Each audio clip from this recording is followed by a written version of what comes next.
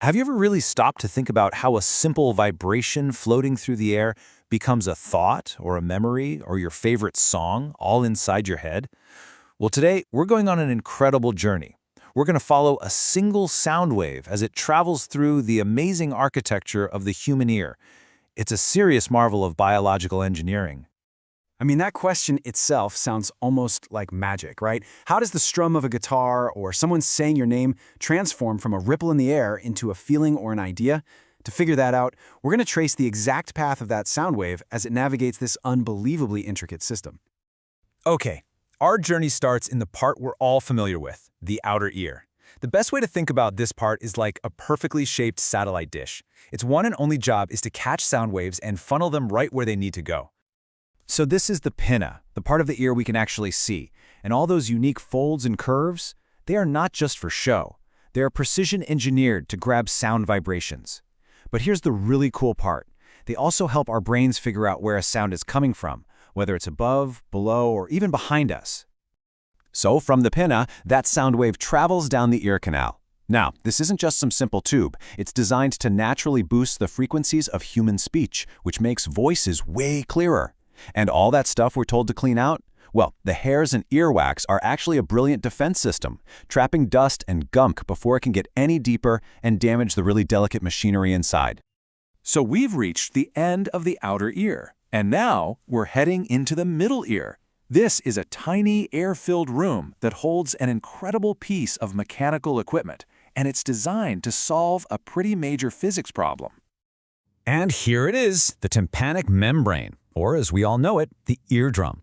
When that sound wave we've been following finally hits this membrane, it starts to vibrate. It's exactly like the skin of a drum. It's the first big step, transforming the sound wave's energy from a vibration in the air into real, physical, mechanical motion.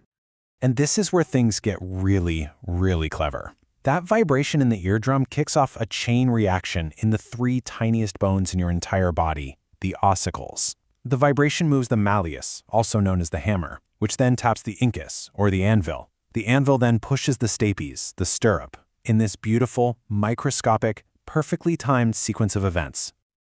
Just get a load of this. The stapes, that fine little bone in the chain, is only about 0.1 inches long. It is absolutely mind-boggling that this tiny, tiny bone plays such a massive role in how we experience the world. The precision here is just unbelievable. So why does the body even need this super elaborate, tiny system? Well, the next stop on our tour is the inner ear, which is filled with fluid. And if you've ever tried shouting at someone underwater, you know that trying to get vibrations to go from air to liquid is incredibly inefficient. Most of the energy just bounces off.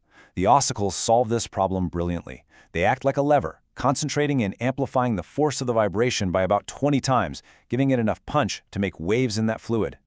And we can't leave the middle ear without talking about its silent hero, the Eustachian tube. This little tube connects the middle ear to the back of your throat to make sure the air pressure is equal on both sides of the eardrum. You ever been on a plane and felt your ears pop? Yep, that's this tube doing its job, making sure the eardrum can vibrate perfectly. All right, we are now crossing the final threshold into the inner ear. In here, that amplified mechanical energy from those tiny bones gets transformed into a liquid wave.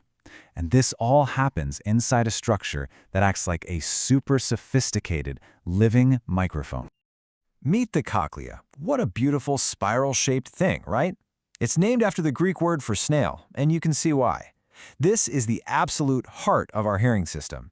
Everything we've seen so far, the funnel, the amplifier, it was all just to get the sound information right here, to the place where the real magic happens.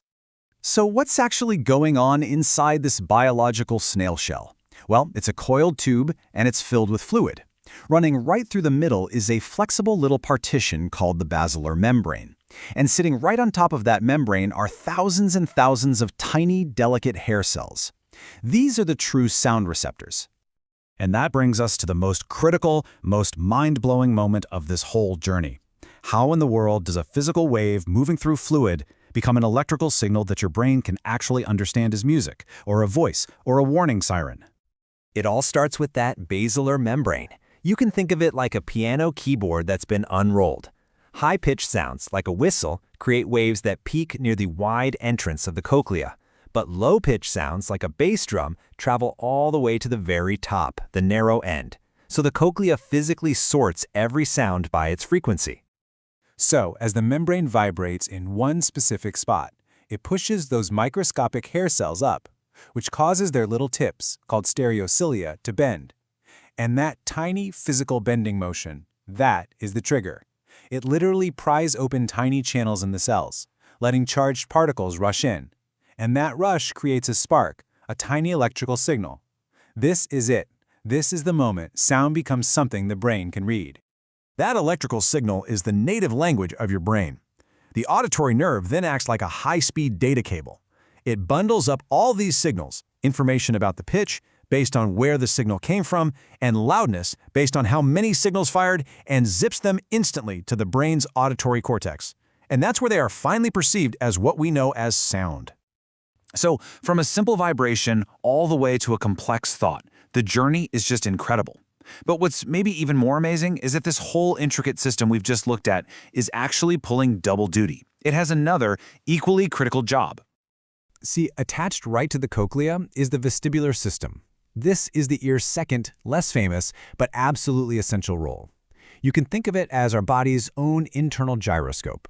It's what gives us our sense of balance and helps us understand where our head is and how it's moving through space. And it works using a very similar principle to the cochlea.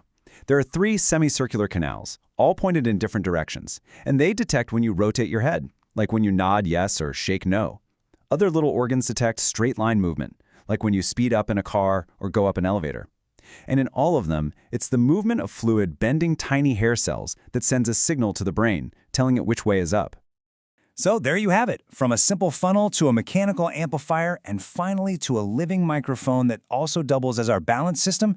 The architecture of the ear is a true masterclass in biological design, and it really makes you wonder, if this is the incredible complexity hidden just behind hearing, what other amazing architectures are driving our other senses, just waiting for us to explore?